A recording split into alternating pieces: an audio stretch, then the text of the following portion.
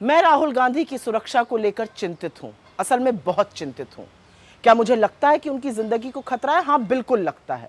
और इस आशंका पर बार बार मोहर लगाने का काम संघी भाजपाई कर रहे हैं। जिस आसानी से खुलेआम बीजेपी के एक प्रवक्ता ने टीवी पर कहा कि राहुल गांधी के सीने पर गोली मार दी जाएगी, क्या वो सुनकर चुप रहा जा सकता है? सवाल इस बात का है, सवाल इस बात का है कि ये पहला भाजपाई नहीं है जो इस तरह की बात कह रहा है। इससे पहले इन्हीं सिरफिरों में से एक ने उनकी जुबान काटने की, किसी ने उनका सिर काटने की परिणाम घोषित किया था, किसी ने इंदिरा जी की कायराना हत्या का भी हवाला दिया था। तो ये बार बार भाजपाई इस तरह की बात करते हैं और इनमें से एक के खिलाफ भी बीजेपी कोई एक्शन नहीं लेती है। उल्टे ऐसे नफरती दरिंदों की पदोन्नति होती है पार्टी के अंदर। मुझे चिंता इसलिए है क्योंकि इन्हीं संघियों का ऐसा ही खूनी इतिहास है। इन्हीं की विचारधारा से प्रभावित होकर नाथूराम गोडसे ने गांधी को मारा था। मुझे चिंता इसलिए है क्योंकि ये कायर हिंसक है, ये सच के सामने टिक नहीं पाते हैं और टिक सकते भी नहीं हैं।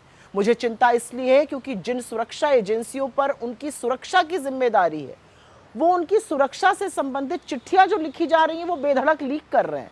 मुझे चिंता इसलिए है क्योंकि बीजेपी आईटी सेल के ट्रोल राहुल गांधी के विदेशी दौरों के फोटो और वीडियो को सोशल मीडिया पर शेयर करके उनकी सुरक्षा के लिए बड़ा खतरा बार बार पैदा करते हैं।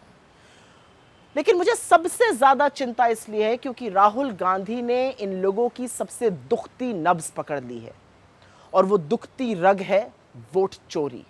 कैसे लोकतंत्र में चुनावों के साथ लगातार खिलवाड़ करके सत्ता हासिल की जा रही है और राहुल जी ये पुख्ता सबूतों के साथ देश को बता रहे हैं।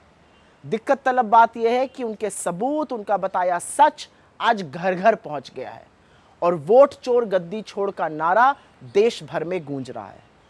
मुझे चिंता इसलिए है क्योंकि हमने अपने नेताओं को हिंसा के चलते खोया है। मुझे चिंता इसलिए है क्योंकि 14 साल के राहुल गांधी ने अपनी दादी को 32 गोलियां झेलकर इस देश की एकता के लिए शहीद होते देखा और महज 7 साल के अंदर अपने पिता के शरीर के चिथड़े उड़ते हुए देखे क्योंकि उन्होंने आतंकवाद के खिलाफ घुटना टेकने से मना कर दिया था।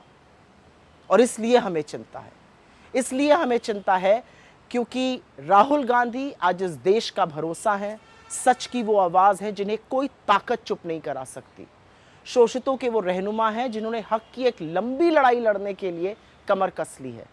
गरीबों को वो गले लगाते हैं, ढांढस बंधाते हैं और इसीलिए राहुल गांधी हर किसी को अपने से लगते हैं। वो आज लोकप्रिय नहीं है, वो आज जननायक है, निडर है, अडिग है, बेखौफ है और इसी से बीजेपी को दिक्कत है। घोर असहमतियों को संवैधानिक ढांचे से सुलझाया जाना चाहिए। इसीलिए राहुल गांधी की जान को धमकी देने वाले के खिलाफ बीजेपी को एक्शन लेना ही होगा, क्योंकि मेरा मानना है कि इतनी कुत्सित बात बीजेपी के शीर्ष नेतृत्व, गृह मंत्री या प्रधानमंत्री की सहमति से तो नहीं की गई होगी। और हाँ, इस देश के मीडिया से आज सवाल है, वो मीडिया जो किसी भी ऐरे गैरे की बात पर उछल उछल कर डिबेट करता है, आज आप चुप नहीं रह सकते। आप ही लोगों के लाइव टीवी पर नेता प्रतिपक्ष पर गोली चलाने की बात की गई है, आप चुप कैसे रह सकते हैं?